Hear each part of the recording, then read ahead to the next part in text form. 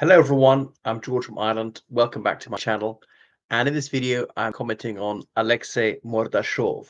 So Mordashov, or more Kashov, I call him, at some point the richest man in Russia. Now he had the immense honor of having me to work for him for about a month.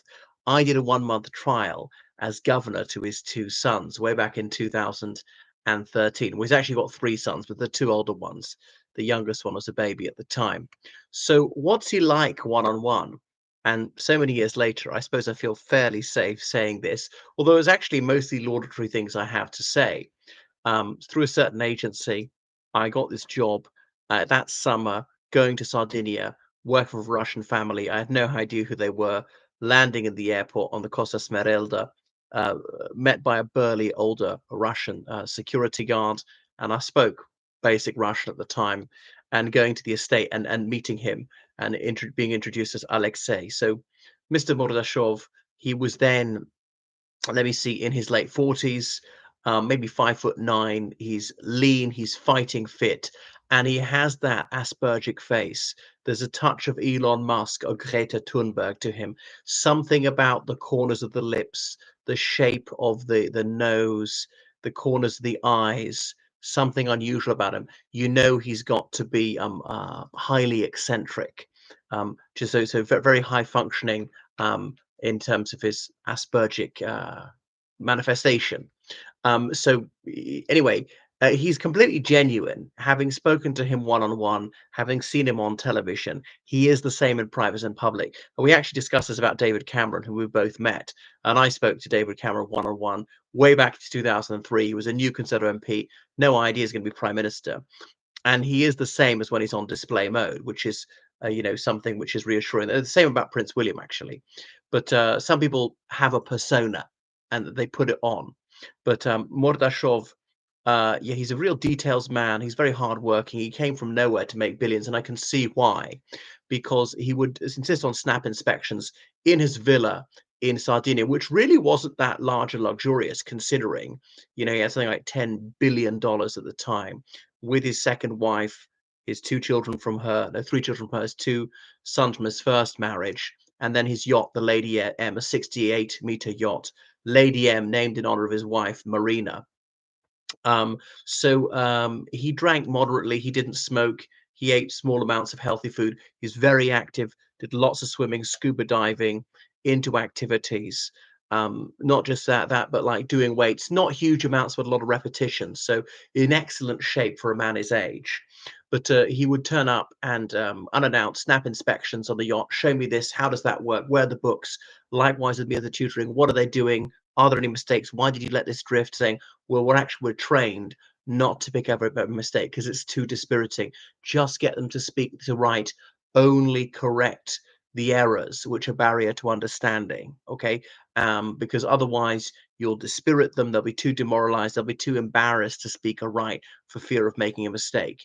Because even native speakers, we don't speak perfectly grammatically usually. So you might let a few misspellings slip through, and the higher level they get, the less and less tolerance there is for errors.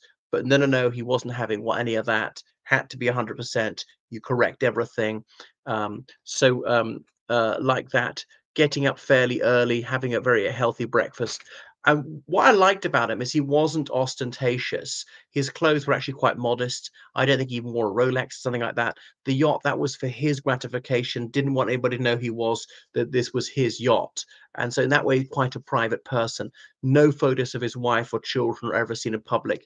When I was in Moscow, a few years later, I thought I saw his son at the metro station. I mean, the eldest one, perhaps I won't say the name, tall, stick thin, more Aspergic than his father, very pleasant, polite, but didn't pick up on any unwritten social rules, no sense of personal space or not staring or things like that, but like hyper focused, hardworking.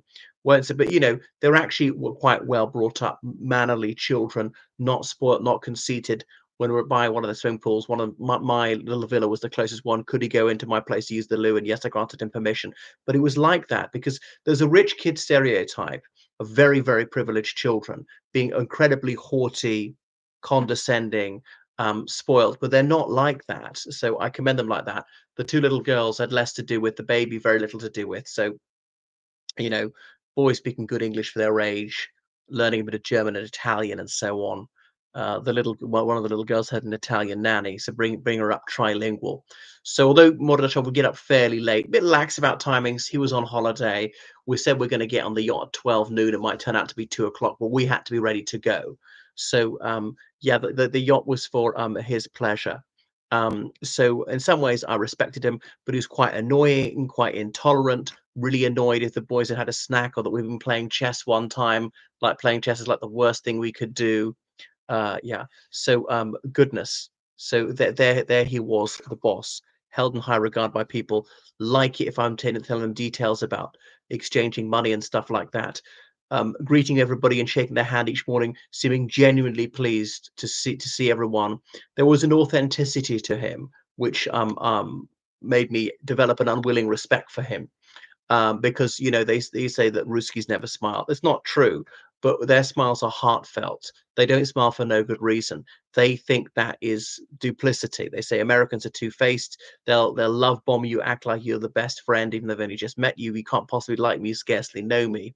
Yeah, he was genuinely happy to see people. Said just led a very healthy lifestyle, but it was like he's going out of his way to be annoyed, finding fluff on the carpet that anything was less than perfect. But in some ways, overindulgent to his children. Well, his wife was really in charge of the little ones, letting them have ice cream for breakfast.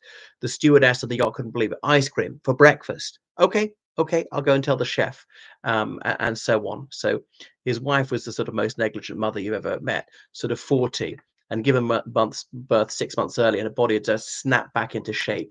When I told some other woman about this, she said, "Bitch." So envious because his wife had just popped them out, and there her responsibility of the child ended. Play with a baby at the swimming pool for 5 minutes, then hand the baby to a nanny, not look at a child all day. So she didn't wash them, dress them, feed them, read to them, play with them, look at them. Yeah, that was it.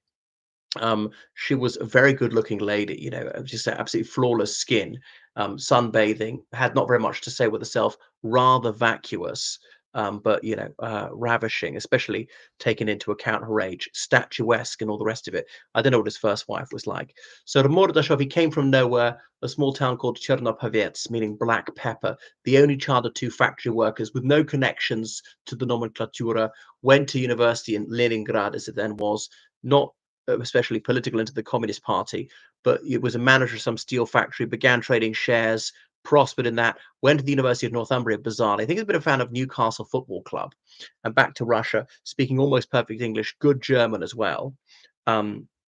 And just building them up through Severstal, this steel company, and didn't have connection to the FSB. Donated to the Orthodox Church, to chess as well. And I saw a chess match between him and his lawyer, and it was a real battle of intellectual titans. But goodness, what else can I say about him? I mean, doesn't particularly care about politics, has helped Putin out, donated to that German journalist who's written a hagiography of Putin recently. So that is Mordashov, who could have really achieved anything in any sphere he wanted to. But I suppose we just like to enjoy family life. It crossed my mind the only thing limiting his happiness is he won't live forever. So why don't you maximize your happiness and not go out of your way to find fault with people?